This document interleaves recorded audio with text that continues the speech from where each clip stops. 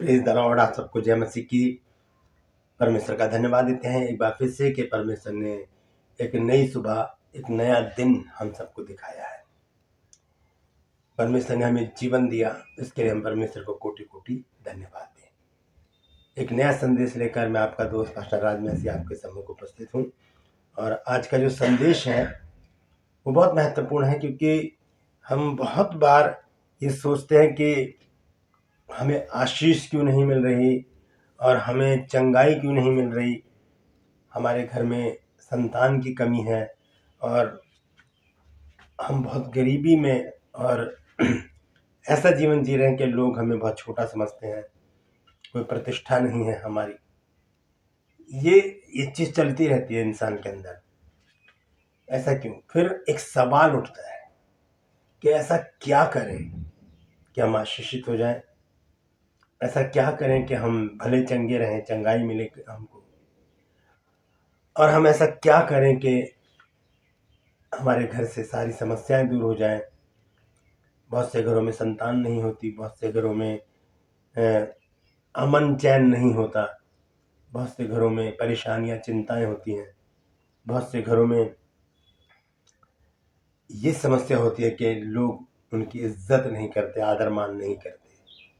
तो ऐसा क्या किया जाए कि ये सब चीज़ें बदल जाए? इसी विषय पर आज बातचीत करेंगे, तो ध्यान से सुनिएगा आज के इस वचन को और इसे शेयर भी कीजिए ताकि और भी लोग इन बातों को जान सकें। Praise the Lord. True pulse में आज का सवाल है कि वो प्रभु यीशु मसीह का वो कौन सा चेला है जिसे प्रभु यीशु मसीह ने अविश्वासी बोला था। देखिए, अल्प विश्वासी तो पतरस को बोला था जब वो पानी में डूब रहा था, लेकिन एक चेला ऐसा है जिसे प्रभु यीशु मसीह ने अविश्वासी बोला था। वो कौन है? अगर आप जानते हैं तो कमेंट सेक्शन में लिखिए, नहीं जानते तो डिस्क्रिप्शन में जाइए, लिंक को क्लिक कीजिए और जानिए 15 सेकंड में कि वो चेला कौन है। Praise the Lord. मेरे साथ मेरी मुहिम में शामिल हो जाइए। जिद है सच को फैलाने की। ये बहनें हैं हमारी, इनसे प्रार्थना करवाते रहिए। बड़ी बड़ी गवाहियाँ यहाँ से आ रही हैं और बहुत जल्दी ही मैं गवाहियों को शेयर करूँगा। Praise the Lord. आपसे गुजारिश करता हूँ कि मैं और मेरी वाइफ 21 तारीख को सिलीगुड़ी के लिए जा रहे हैं, तो हमारे सफ़र के लिए प्रार्थना कीजिएगा कि प्रभु हमें सही सलामत लेकर जाए, सही सलामत लेकर आए और अपनी महिमा के लिए हमें वहाँ पर इस्तेमाल करें। Praise the Lord. एक छोटी सी प्रार्थना करके आज के वचन को मैं शुरू करूँगा। जीवित और महान दयालु पिता परमेश्वर, हम तेरा धन्यवाद, तेरा शुक्र, तेरी तारीफ, तेरी बड़ाई करते हैं प्रभु, क्योंकि तू योग्य। धन्यवाद देता हूँ प्रभु जी आज का दिन दिखाने के लिए। विनती करता हूँ प्रभु जी आज के वचन को शेयर करने मेरी मदद सहायता कर। मेरे होठों को, मेरे दिलो दिमाग को छूकर ब्लेस कर। मेरी आत्मा और मेरा शरीर तेरे ही कब्जे में रहे, ताकि बोलने वाला मनुष्य नहीं बल्कि तेरा आत्मा हो। जो भी गुड़ भेद की बातें इस वचन में छिपी है वो हम पे प्रकट करना प्रभु, ताकि इन भेद की बातों को हम जाने और अपने जीवन को उसी के अनुसार गुजारने वाले बन सके। जितने भी लोग इस वचन को देख रहे हैं, सुन रहे हैं, उन सब पर मैं तेरी आशीष बोलता हूँ। हर एक को आशीष कर, हर एक की रोग, बीमारी, चिंता, परेशानियां अपने सामर्थ्य नाम के द्वारा दूर कर दे प्रभु जी। प्रभु जी, जिन घरों में लड़ाई झगड़े हैं, तफरके हैं, मनमुटाव है प्रभु जी, उनको दूर कर प्रभु। जिन घरों में नशा है, कर्जा है प्रभु जी, वो भी दूर कर मेरे प्रभु जी। और जिन घरों में प्रभु जी बेरोजगारी है, निसंतानता है, वो भी दूर कर मेरे परमेश्वर। अपने बच्चों के जीवन में अद्भुत और बड़े काम कर, ताकि उनका विश्वास बढ़े और वो गवाही दें कि प्रभु यीशु मसीह ने हमारे जीवन में बड़े काम किए हैं। धन्यवाद देता हूँ प्रभु, तूने मेरी प्रार्थना को सुन लिया। प्रभु यीशु के नाम से मांगते हैं, आमीन। Praise the Lord. तो आइए, एक संदेश है आज का, जो छोटा सा संदेश है, ध्यान से सुनिएगा कि हमें आशीष तो मिल जाती है लेकिन वो फलवंत नहीं होती। हमें आशीष मिलती भी नहीं है। हम बीमार रहते हैं ज़्यादातर। हमारे घर में संतान की आशीष नहीं है, हमारा नाम नहीं है, हमारे पास प्रतिष्ठा नहीं है। इसके लिए मैं आज आपको एक काम बताने जा रहा हूँ, उसे ध्यान से सुनिएगा। और ये वो काम है जो हर विश्वासी के लिए बहुत ज़रूरी है, और जो अब विश्वास में बढ़ रहे हैं उनके लिए भी बहुत ही ज़रूरी बात है। तो एक वचन को हम निकालते हैं सबसे पहले।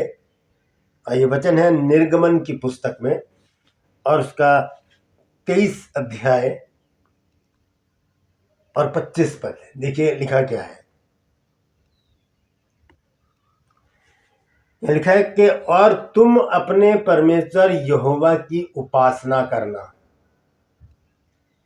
ये एक आज्ञा है, ऐसा करना, ऐसा करो। इस प्रकार के शब्द जब आते हैं तो ये एक आज्ञा होती है। यहां पर लिखा है और तुम अपने परमेश्वर यहोवा की उपासना करना। एक आज्ञा है। अगर हम नहीं कर रहे तो हम अनाज्ञाकारिता कर रहे हैं, और अनाज्ञाकारिता ही पाप होता है। सबसे पहले हम जानेंगे उपासना किसे कहते हैं। उपासना का मतलब होता है भक्ति, भक्ति में लीन हो जाना।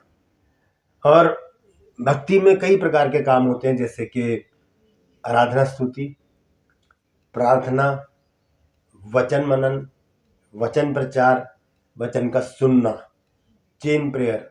ये होती है उपासना, परमेश्वर की उपासना करना, उसके सम्मुख आ जाना। यहाँ पर मैं थोड़ी देर रुकूंगा, उसके बाद में आगे आपके पास इसके पास आगे लेकर चलता हूँ। एक वचन में नीति वचन 3 अध्याय और उसका 16 पद। यहाँ लिखा है उसके दाहिने हाथ में दीर्घायु और उसके बाएं हाथ में धन और महिमा है। किसके हाथ में? ये तो परमेश्वर के हाथ में है। हम संसार में ढूंढते हैं, संसार में ढूंढते हैं सुख सुविधाएं, अपने मन को शांत करने वाली चीजें, कि हमें शांति कहाँ मिलेगी। एक बहुत अच्छा गाना भी हम गाते हैं कि कब से तलाश में रहा, मिल जाए शांति मुझे, दुनिया जो दे सकी ना मुझे, यीशु में मिल गई मुझे। हर मर्ज की दवा मसीह, और क्या चाहिए। तो सब कुछ प्रभु के पास है, और उसी को हम छोड़कर संसार में भटक रहे हैं, लोगों में भटक रहे हैं, रिश्तेदारों में भटक रहे हैं। वहां पर सुख, चैन, आशीष, धन दौलत, अपनी इच्छाओं को पूरा करने की चीजें ढूंढ रहे हैं। वह नहीं मिलेगा। मिलेगा तो सब कुछ प्रभु के पास। यहाँ लिखा है कि उसके दाहिने हाथ में दीर्घायु। पुराने नियम का शब्द है दीर्घायु, नए नियम में इसको बदलकर अनंत जीवन कर दिया गया है। तो ये उसके दाहिने हाथ में अनंत जीवन है, और उसके बाएं हाथ में धन और महिमा है। धन और महिमा। तो हम देखते हैं इस प्रकार से कि इन चीजों को पाने के लिए, तीनों चीजें सबको चाहिए। दीर्घायु किसको नहीं चाहिए? दीर्घायु का दूसरा अर्थ होता है लंबी उम्र, और इसे अनंत जीवन भी कहा जाता है। तो किसको नहीं चाहिए? सबको चाहिए। हाथ उठा के कहिए मुझे दीर्घायु चाहिए, हाथ उठाकर कहिए मुझे धन चाहिए, हाथ उठाकर कहिए कि मुझे अपनी महिमा चाहिए, कि मुझे लोग अच्छा जाने, प्रतिष्ठित जाने। तो लिखा है कि उसके दाहिने हाथ में दीर्घायु और उसके बाएं हाथ में धन और महिमा है। तो ये पाने के लिए हमें करना क्या पड़ेगा? हमें उसके हाथों में जाना पड़ेगा, क्योंकि उसके हाथों में ये चीज है। हमें उसके निकट जाना पड़ेगा, उसके पास जाना पड़ेगा, उसके बिल्कुल करीब जाना पड़ेगा, उसकी संगति में रहना पड़ेगा, उससे बातचीत करते रहना पड़ेगा, उसकी उपासना करना पड़ेगा, तब ये चीजें हमको मिलेंगी। आइए वापस चलते हैं निर्गमन में 23 अध्याय और उसके 25 पद को देखेंगे। वहां पर लिखा क्या है। दोबारा से मैं पढ़ रहा हूं, ध्यान से सुनिएगा। पहले मैंने इसको ऊपर का हिस्सा पढ़ के छोड़ दिया था, पूरा पढ़ेंगे इसको। 25 और 26 पद में देखिए क्या लिखा है। और तुम अपने परमेश्वर यहोवा की उपासना करना। यानी कि एक आज्ञा है। उपासना किसकी करनी है? परमेश्वर की, और किसी की नहीं।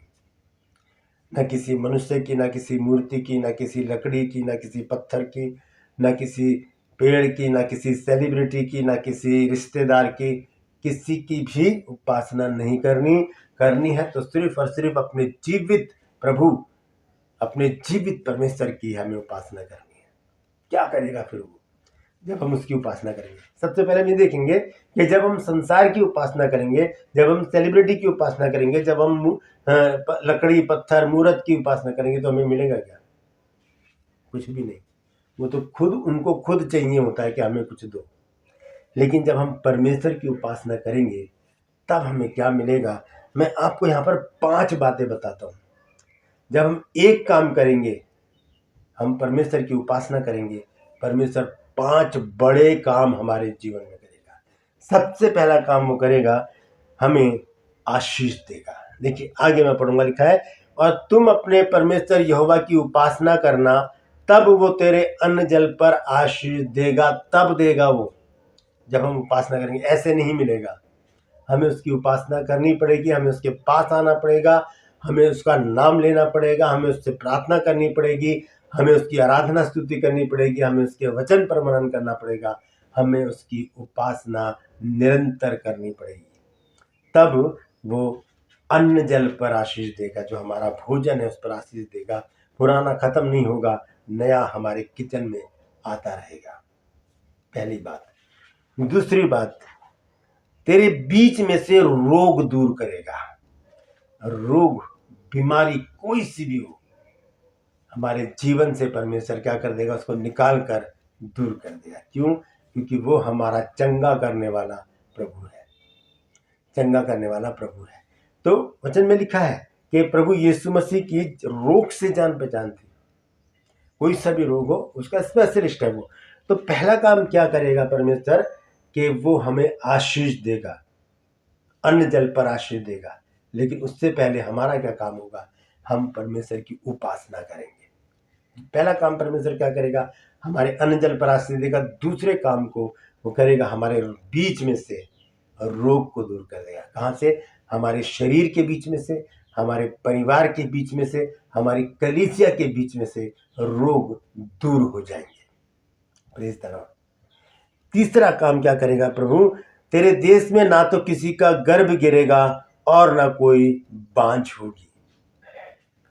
ना तो किसी का गर्भ गिरेगा, ना कोई बांझ होगी, निसंतानता नहीं होगी। सबके घर में बच्चों की किलकारी गूंजेगी। बहुत से परिवार है आज जो दुखी हैं कि उनके घर में संतान नहीं है। मैं उनसे गुजारिश करता हूं कि वो परमेश्वर की उपासना करें, घुटने पे आ जाए, पश्चाताप करें और इसकी उपासना करें।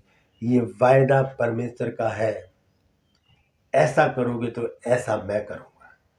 उपासना करोगे परमेश्वर की तो मैं तुम्हें, लिखा है, मैं तेरे देश में ना तो किसी का गर्भ गिरेगा और ना कोई बांझ होगी। एक काम करना है और वो है उपासना। चौथी बात, और तेरी आयु मैं पूरी करूंगा। तेरी आयु मैं पूरी करूंगा, इसे कहते हैं दीर्घायु, अनंत जीवन की ओर परमेश्वर हमको लेकर जाएगा। तेरी आयु पूरी करूंगा मतलब कोई अकस्मात ऐसी एक भयंकर बीमारी हमें नहीं होगी जिससे हमें डर लगे और हम थोड़े दिनों में गुजर जाए। कोई एक्सीडेंट से या किसी भी ऐसी तरीके से अचानक हमारे साथ कोई घटना घट जाए और हम चले जाए, ऐसा नहीं होगा। परमेश्वर हमें सुरक्षित रखेगा, बचा के रखेगा और हमें लंबी उम्र देगा, लंबी उम्र देगा। तो लिखा है यहाँ पर कि ना तेरे देश में ना तो किसी का गर्भ गिरेगा और ना कोई स्त्री बांझ होगी, और तेरी आयु मैं पूरी करूंगा। तेरी आयु मैं पूरी करूंगा। पांचवी बात देखिए, मैंने आपको अभी बताया था शुरू में कि हम सोचते हैं कि हमारी कोई प्रतिष्ठा ही नहीं है, लोग हमें छोटा जानते हैं, हमें तुच्छ जानते हैं, हमसे बातचीत नहीं करते, हमसे हाथ तक नहीं मिलाते। अगर हम परमेश्वर की उपासना करेंगे तो परमेश्वर क्या करेगा। देखिए 27 आयत में, जितने लोगों के बीच में तू जाएगा उन सबों के मन में मैं अपना भय पहले से ऐसा संवा दूंगा कि उनको व्याकुल कर दूंगा, और मैं तुझे सब शत्रुओं की पीठ दिखाऊंगा। परमेश्वर हमें प्रतिष्ठित बना देगा। कहीं पर भी हम जाएंगे, लोग हमें आदर के साथ हमारे साथ बातचीत करेंगे, हाथ मिलाने के लिए परेशान हो जाएंगे, ललायत हो जाएंगे कि किसी तरह से इनसे हाथ मिल जाए। परमेश्वर हमें खुद एक सेलिब्रिटी बना देगा। खुद लोग हमसे मिलने के लिए तरसेंगे, ऐसा कर देगा परमेश्वर। कब? जब हम उसकी उपासना करेंगे। एक काम कौन सा है? परमेश्वर की उपासना। 5 काम कौन से हैं? सबसे पहला काम, वो आशीष देगा हमें, यानी कि हमारे अन्न जल पर आश्रय देगा। दूसरा काम है कि वो हमारे बीच में से रोग दूर कर देगा। तीसरा काम है वो हमें संतान की आशीष देगा। चौथा काम है वो हमें दीर्घायु देगा। और पांचवा काम है वो हमें प्रतिष्ठित बनाएगा। हमारा रुतबा होगा, हमारा कुछ पद होगा समाज में कि लोग हमारा आदर करेंगे और हमसे मिलने के लिए ललायत रहेंगे, यानी कि परेशान रहेंगे कि किसी तरह से हम इनसे मिल जाए, क्योंकि परमेश्वर हमें एक सेलिब्रिटी बनाकर खड़ा करेगा। Praise the Lord. एक काम करना है, परमेश्वर की उपासना। Praise the Lord. तो परमेश्वर इन वचनों के द्वारा हम सबको आशीष दे। यदि कुछ नया सीखा है तो ज़रूर कमेंट सेक्शन में लिखिएगा और बताइएगा कि आपने आज क्या नया सीखा है। इस वचन को शेयर कीजिए ताकि और भी लोग इन 5 बातों को अपने जीवन में देखें, उस एक काम को करके। Praise the Lord. यदि आप मेरे चैनल पर नए हैं तो अभी मेरे इस चैनल को सब्सक्राइब कीजिए, बेल आइकन को दबाइए ताकि नोटिफिकेशन आपके पास पहुंचे और नया वीडियो बिना व्यवधान के आपके पास पहुंच जाए। मेरे वीडियोस को लाइक कीजिए, शेयर कीजिए और कमेंट सेक्शन में आकर मुझसे ज़रूर बातचीत कीजिए। मेरा एक और चैनल है ट्रू पल्स, उसे भी आप ज़रूर सब्सक्राइब कीजिए ताकि जो छोटे छोटे सवाल वहाँ पर चल रहे हैं वो आप तक पहुँच सके। आज का सवाल है कि प्रभु यीशु मसीह ने अपने कौन से चेले को अविश्वासी कहा था? अल्पविश्वासी नहीं, वो तो पतरस को कहा था। अविश्वासी किसको कहा था? अगर आप जानते हैं तो लिख दीजिए, नहीं तो डिस्क्रिप्शन में जाइए, लिंक को क्लिक कीजिए और जान लीजिए कि वो कौन है। मेरे साथ मेरी मुहिम में शामिल हो जाइए। जिद है सच को फैलाने की। Praise the Lord. इन बहनों से प्रार्थना करवाते रहिए, परमेश्वर आपके जीवन में बड़े काम करना चाहता है। Praise the Lord. आज के लिए बस इतना ही। फिर मिलूंगा एक नए संदेश के साथ, एक नया वीडियो लेकर। तब तक के लिए मुझे इजाजत दीजिए, लेकिन अपना और अपनों का ख्याल रखिए और परमेश्वर की उपासना में लगे रहिए। Praise the Lord.